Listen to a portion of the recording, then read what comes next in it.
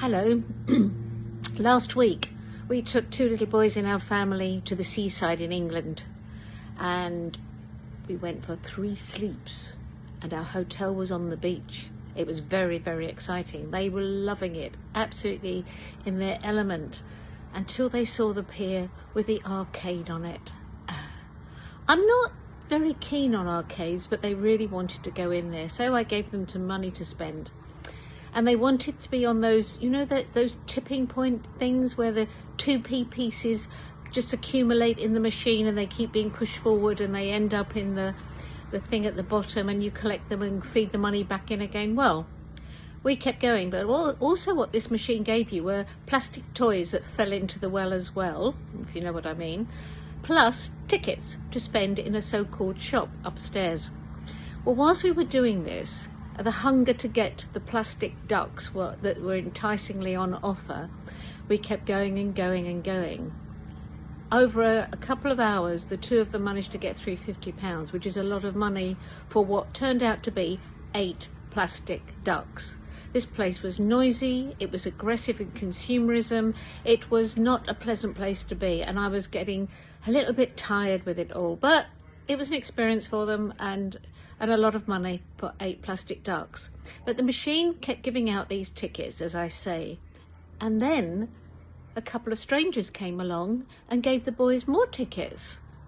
And I thought, whoa, okay, Linda, stop being so judgmental. This is actually a place where people are sharing things and showing kindness.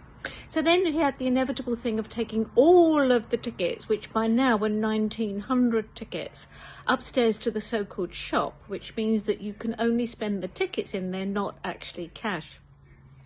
What they had on offer was toot. They must have got it from the warehouse of plastic tootland. It was awful. And everything that children wanted, they didn't have enough tickets for. That's the point. Of course it's the point. But then they decided to split the tickets between them, so at over 900 each.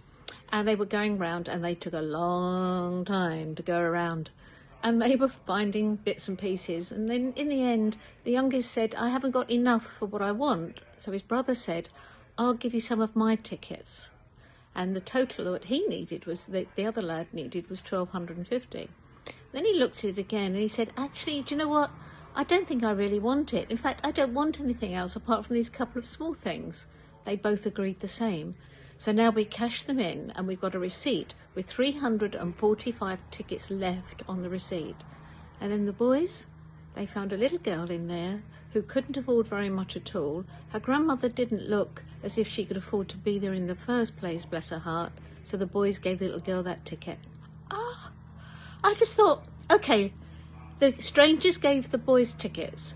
The brother gave the other brother tickets. And now the 2 boys are giving a little girl tickets. It was sharing and it was kindness. And I was so proud and also rather disappointed in myself that I didn't see beyond the obvious. Lesson learnt, Linda. Bye.